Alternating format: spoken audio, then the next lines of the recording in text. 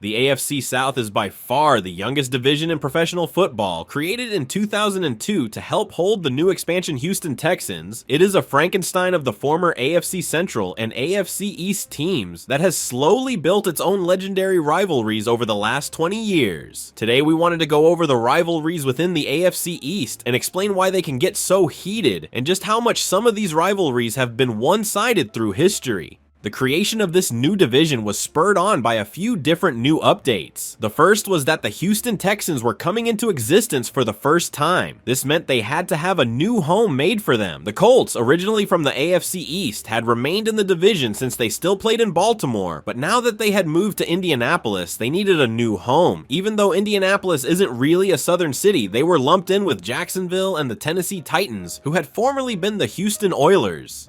The first rivalry I wanted to talk about is the rivalry between the Colts and the Texans. This rivalry has become a lot more competitive in the last decade. While the Colts hold the edge in overall record with 33 wins to 13 losses and one tie between the teams. One of the reasons this rivalry appears so lopsided is that it took about 10 years for the Texans to even begin to get their act together as a team. Initially, they were dominated by Peyton Manning and the Colts as they tried to figure out who would be their franchise player.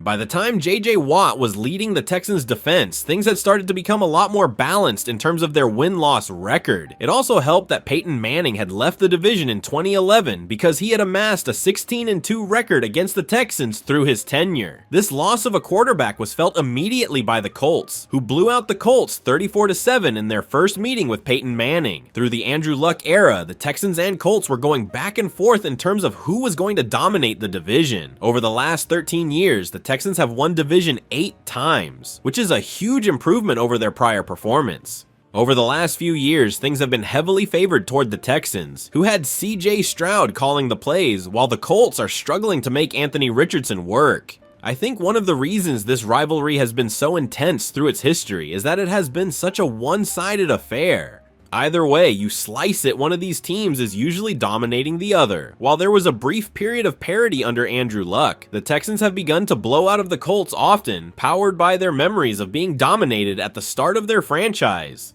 The Texans and Titans is a rivalry that has a little bit more of history behind it. The Titans, as they are now, only came into existence in 1999. Before that, they were known as the Oilers. The Oilers had played one season in Tennessee under their former name, but in 1999 made their new identity official. The fan base in Houston was devastated that their team had abandoned them. The town had just spent tens of millions of dollars renovating their stadium to get them to stay, and the owner had attempted to blackmail the city into building him a new stadium, or the team would move. Obviously, he still decided to move the team, but it set the stage for a great rivalry. Starting in 2002, the Titans initially dominated this rivalry. They had been to the Super Bowl in 2000, and that core would be strong enough to steamroll the mess of a Texans team they had early. Even though the win-loss was one-sided, this matchup is notorious for causing fistfights and hard feelings between players. As of today, the overall record has evened out, with the Titans holding the edge with 24 wins to 21 losses. But considering the trajectory these two teams are on, there is a good chance this could even out in the next year or two. The Titans have really struggled to create an identity over the last decade.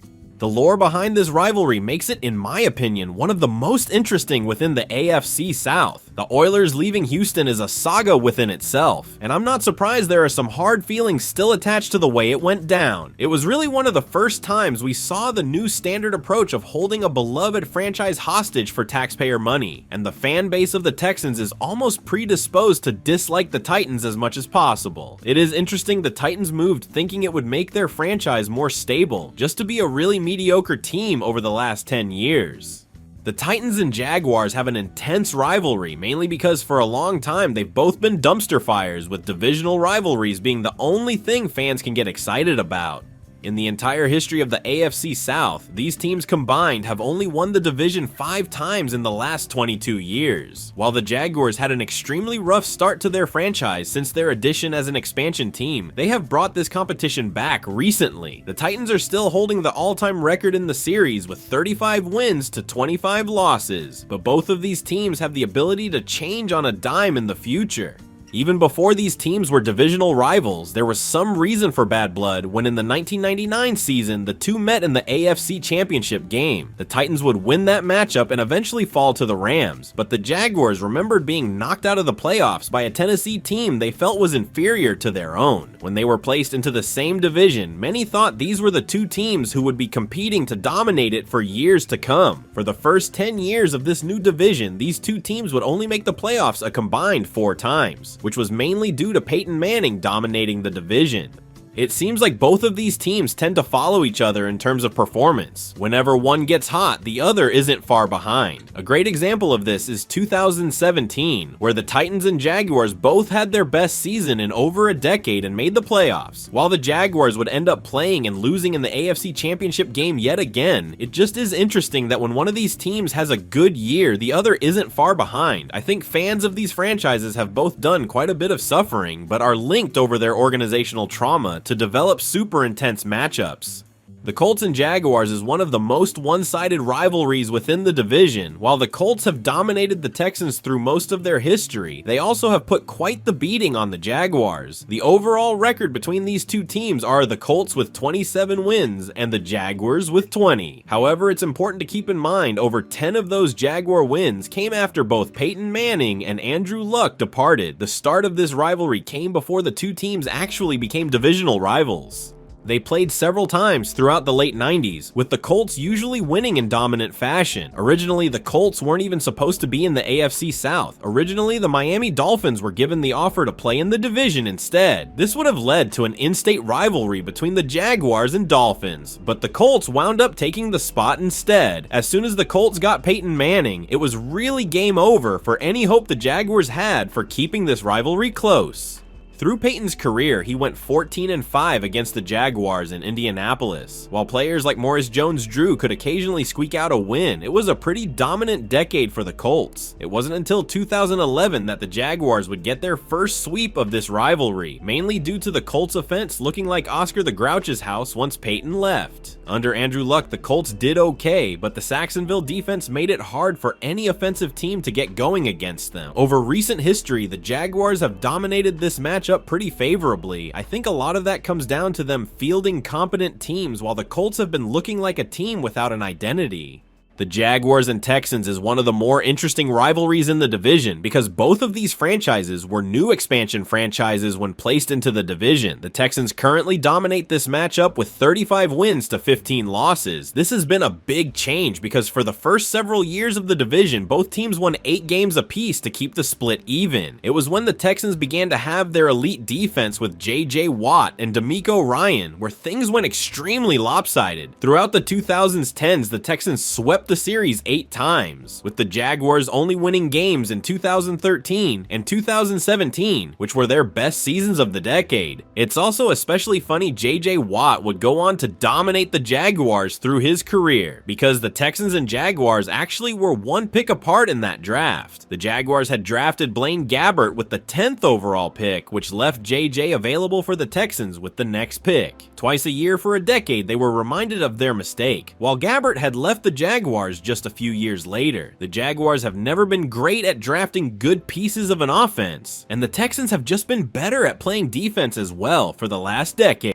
This year, this rivalry got even more intense when a Texans safety by the name of Azeez Al-Shaair delivered what many believe was a late hit to Jaguars quarterback Trevor Lawrence. This hit led to a bench-clearing brawl where most of the players on both sides ended up on the field and shoving matches over the dirty hit on their quarterback. While some fights broke out, it added even more intensity to the rivalry going forward. I think these teams have completely contradictory identities at the moment, and it makes for some very entertaining games every year. The Colts and Titans is definitely one of the most one-sided rivalries in the division, with the Colts currently leading the matchup with 39 wins to 22 losses. This rivalry is also technically the oldest in the division, with the first matchup between the Colts and Oilers taking place way back in 1970. In 1999, the teams faced off in the playoffs, where the Titans would beat the Colts on their way to the Super Bowl that same year. When it was announced these teams would be in the same division, many thought the Titans would be able to put up competitive games regularly.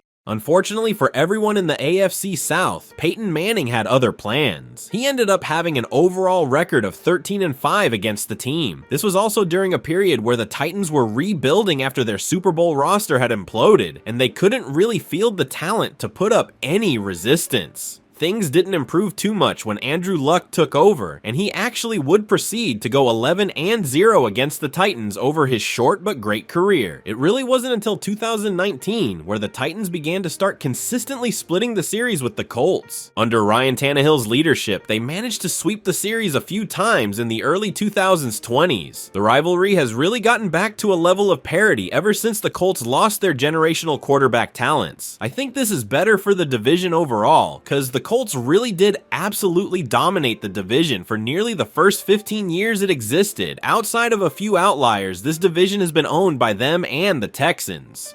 Overall, as the youngest division in football, the AFC South may not have the several decades of hatred going into their rivalries. However, it has done a great job bringing intensity in the short time it's existed. Matchups like the Texans and Jaguars will continue to bring the heat for years to come, especially as future incidents bring even more weight to the rivalry. As all of these teams continue to get better, hopefully it also brings some parity, because a lot of the rivalries as they stand are very one-sided. Thank you for watching. If you enjoyed the video, please be sure to press the like button and let me know in the comment section down below what you thought of the video. We post videos like this often and would love your support. Our last video was about every Chicago Bears quarterback and what happened to them.